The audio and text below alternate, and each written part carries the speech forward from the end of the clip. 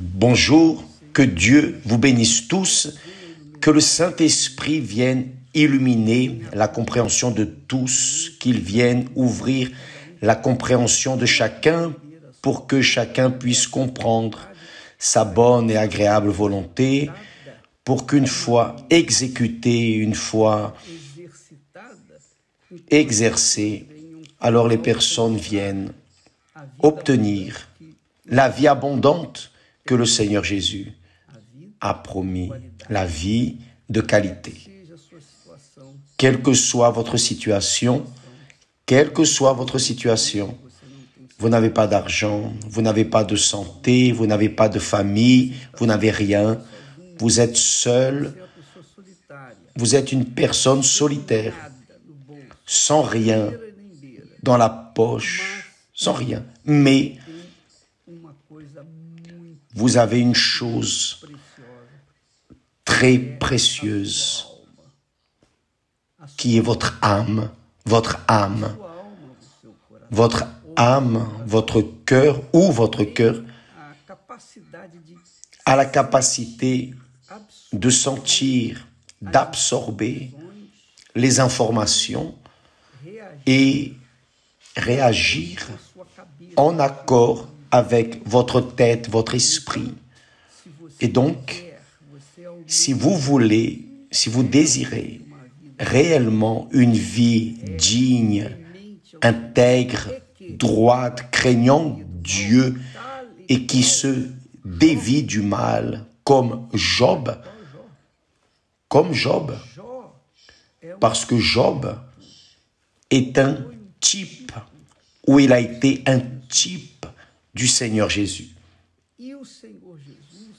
Et le Seigneur Jésus, de son côté, a engendré des types de lui, des personnes avec son image qui, malgré la souffrance, les douleurs, à cause de la justice, de ce qui est correct, à cause de ce qui est juste, les personnes souffrent des horreurs, parce qu'elles vivent dans ce monde d'horreur, ce monde infernal. Donc, imaginez, vous êtes vêtus comme mariés, parfumés, belle, et vous entrez dans une décharge. Il est évident que vous allez salir votre vêtement. Il est évident que vous n'allez pas sortir de là propre. Il est évident que vous allez en subir les conséquences d'être entré dans cette déchetterie ainsi vêtue. Mais si votre âme est droite, intègre, craignant Dieu, qui se détourne du mal, alors vous pouvez être sûr, elle sera guidée, dirigée, orientée par Dieu pour une vie supérieure, une vie excellente, excellemment supérieure, abondante. Ce qui est arrivé à Job, Job avait tout du bon et du meilleur. Il était l'homme le plus riche de l'Orient, l'homme le plus riche d'Orient. Il avait une famille merveilleuse, 10 enfants. Il avait une épouse, il avait tout. Il était respecté, mais sa plus grande richesse, ce n'était pas son argent, ce n'était pas ses conditions physiques, mais ses conditions spirituelles. Parce qu'il était intègre, droit, craignant Dieu et qui se détournait du mal, du péché. Donc, ces éléments faisaient de Job un homme, disons, parfait aux yeux de Dieu, un homme dont le cœur était parfait devant Dieu, et il ne connaissait pas Dieu. Il ne connaissait pas Dieu. Et parce qu'il ne connaissait pas Dieu, il pensait, j'ai tout cela, tout du bon et du meilleur, tout ce qu'un homme pourrait vouloir, une personne aimerait avoir dans sa vie. Mais je crains, voyez, mais je crains évidemment suggestion de Satan. Et si tu perds tout? Et Job se disait, ce que je craignais, c'est ce qui m'arrive. Et c'est arrivé vraiment, parce qu'il gardait en lui une peur de perdre cette situation. Et il a fini par perdre, sauf que Dieu était avec lui, parce qu'il a vu sa sincérité, sa pureté, sa dignité, son caractère. Et donc Job, évidemment, Job a été mené au feu de l'autel,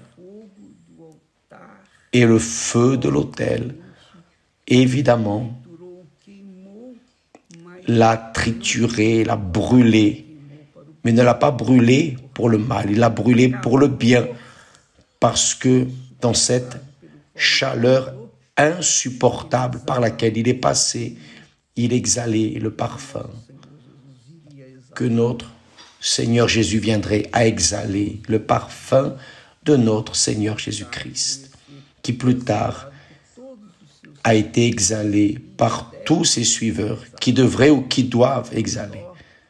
Donc Job a été un homme qui a beaucoup souffert, qui a été criblé à l'image du Seigneur Jésus sur la croix du Calvaire. Même ainsi, il est resté intègre, droit, au point de, après être passé par le crible des épreuves de feu, où il a été approuvé. Il avait déjà été approuvé, mais Dieu l'a éprouvé. Dieu a prouvé à Satan que même une personne dans ce monde qui ne le connaît pas, qui a juste des informations de lui, mais qui maintient son intégrité, sa pureté, sa droiture, sa crainte envers Dieu, et qui se détourne de l'erreur, de l'injustice, du péché, Dieu le conserve. Et donc, Dieu s'est révélé à Job. Et Job alors a dit, « Ah,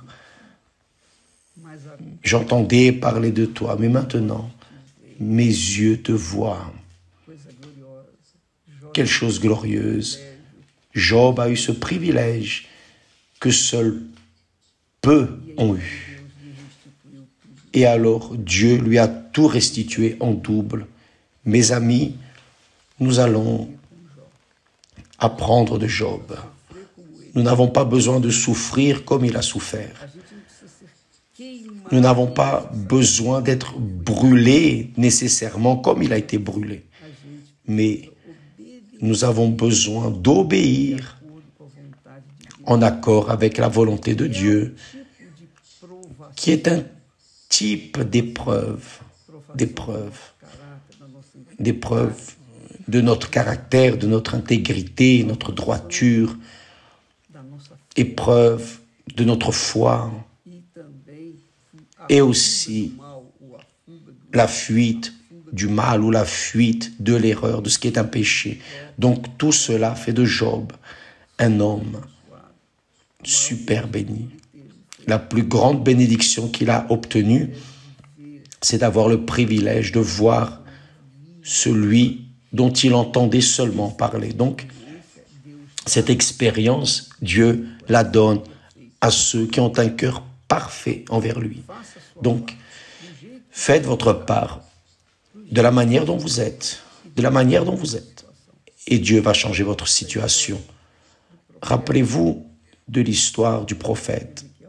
Le prophète Ézéchiel a été emmené au milieu d'une vallée d'ossements desséchés et Dieu lui a dit, prophétise à ces ossements desséchés. Bien, vous, mes amis, si vous avez des oreilles pour entendre la parole de Dieu, même si vous êtes un ossement desséché, Dieu va faire que vos ossements viennent s'assembler, chacun son os, former un squelette.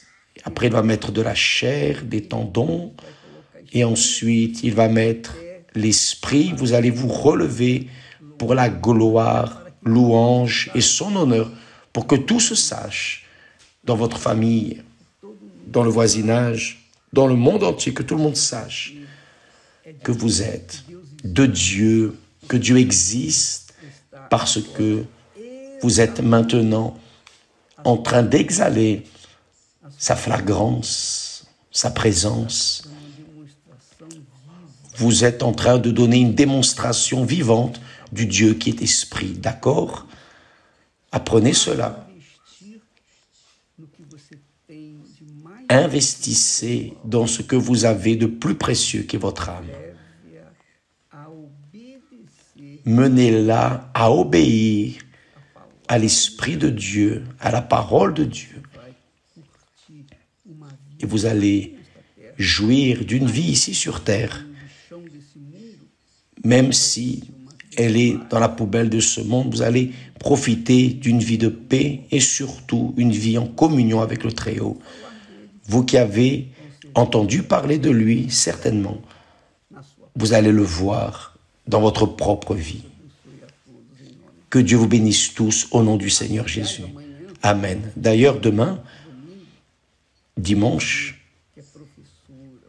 vous qui êtes professeur, vous qui faites partie,